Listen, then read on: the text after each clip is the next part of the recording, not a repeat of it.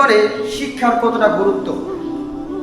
আমরা যদি অতীত দেখি তাহলে একটা জিনিস আমাদের কাছে স্পষ্ট বুঝতে পারি যে যে জাতি যত বেশি শিক্ষিত সে জাতি তত বেশি উন্নত।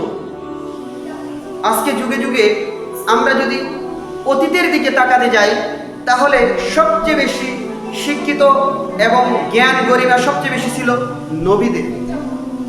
এই কারণেই প্রত্যেকটা নবী সে সময় অনেক শক্তিশালীকে দুর্বল করে জ্ঞান দিয়ে তাদেরকে আক্রমণ করে তাদেরকে দুর্বল করে দিয়ে সেখানে আল্লাহর দ্বীনের দাওয়াত ঢোকাতে সক্ষম হয়েছেন। সকাল বলুন সুবহানাল্লাহ, সুবহানাল্লাহ। আমরা দেখি যে যুগে যুগে যে নবীদেরকে আল্লাহ সুবহানাহু ওয়া তাআলা ওহীর জ্ঞান দিয়েছেন, এই জ্ঞানের মাধ্যমে তাদের সময় যে সময় নবীরা এসেছেন, রাসূলরা এসেছেন, সে সময় যারা সবচেয়ে বেশি ক্ষমতাধর শক্তিশালী ছিল তাদেরকে দুর্বল করে দিয়ে ওই জ্ঞানের আলোয় আলোকিত করে তাদেরকে লণ্ডভণ্ড করে দিয়ে তাদের সেখানে এই ইলমের নূর তাদের ভিতরে জাগিয়েছেন। সকলে বলুন সুবহানাল্লাহ। যেমন দেখুন নূহ আলাইহিস সালাতু ওয়াস সালাম, তিনি ওহীর জ্ঞানে জ্ঞান অর্জন করেছেন বা ওহীর জ্ঞান তার উপর এসেছে। এই ওহীর জ্ঞান দিয়ে সে সময় অন্ধকারকে দূরীভূত করে দিয়েছেন এবং কি তাদেরকে ওহীর জ্ঞানের মাধ্যমে সে সময় যারা শক্তিশালী ছিল, ক্ষমতাধর ছিল, তাদেরকে দুর্বল করে দিয়ে সেখানে তিনি কি করেছেন, তিনার যে ওহীর জ্ঞান প্রবেশ করে দিয়েছেন। শুধু তাই নয়, একইভাবে ইব্রাহিম আলাইহিস সালাতু ওয়াস সালাম, তিনার বিরুদ্ধে যে ছিল তার নাম ছিল নমরুদ। এই নমরুদের শক্তি ছিল, সৈন্য ছিল, অর্থকড়ি ছিল, সব ছিল। অপরপক্ষে ইব্রাহিম আলাইহিস সালাতু ওয়াস সালাম, তিনি একজন কি ছিলেন, একজন মূর্তি বিক্রেতার সন্তান ছিলেন।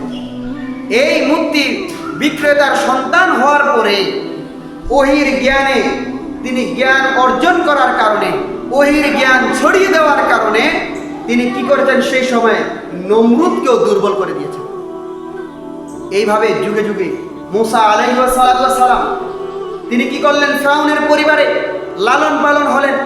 একই পরিবার থেকে লালন পালন হওয়ার পরে তিনি একজন পালক পুত্র হওয়ার পরেও ফিরআউনের এত সম্পদ, এত টাকা পয়সা, এত ক্ষমতা থাকার পরে মূসা আলাইহিস সালাতু ওয়াস সালাম ওহীর জ্ঞান থাকার কারণে স্বর্ণ নেই, টাকা পয়সা নেই, অর্থকড়ি নেই।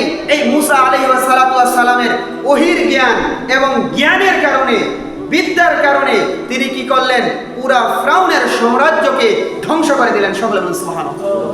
তাহলে বোঝা যাচ্ছে শুধু তাই নয়, মুহাম্মদ সাল্লাল্লাহু আলাইহি ওয়াসাল্লাম তিনিও কি করলেন, যখন মক্কাতে ছিলেন, এই মক্কাতে থাকার পরে উতবা ছিল, সাইবা ছিল, আবু জাহেল ছিল, কিন্তু মুহাম্মদ সাল্লাল্লাহু আলাইহি ওয়াসাল্লামের জ্ঞান প্রজ্ঞা থাকার কারণে তিনি কি করলেন, এই উতবা সাইবা এত টাকা পয়সাওয়ালা, ধন সম্পদওয়ালা, বড় বড় ক্ষমতাধর, তার কাছে দুর্বল হয়ে পড়লেন।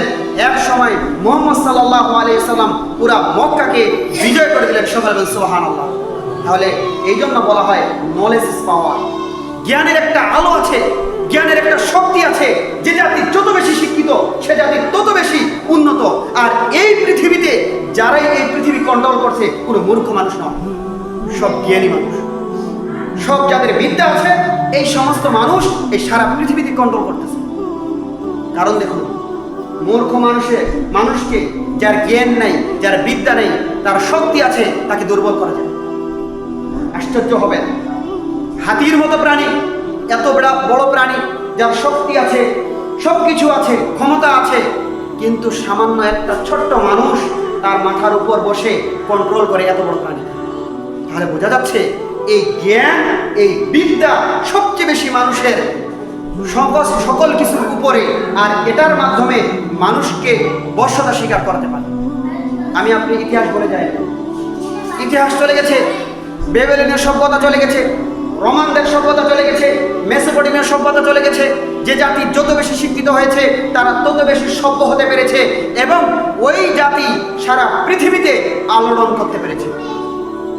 আজকে শুধু তাই নয়, ভারত, বাংলাদেশ, পাকিস্তান, এ জাতি সারা জীবন গোলামি করে এসেছে। এই জাতিকে যুগে যুগে বিভিন্নভাবে 712 থেকে শুরু করে, তার আগে গোত্রীয় শাসন ছিল, তারপরে বিভিন্ন দেশ থেকে পালাক্রমে শাসন করা হয়েছে। এরা এইভাবে শাসন হয়েছে, হতে হতে তাদেরকে ইংরেজ করেছে প্রায় 200 বছর, 190 বছর তাদেরকে শাসন করেছে। কিসের কারণে? এই প্রায় কত হাজার কিলোমিটার দূর থেকে তারা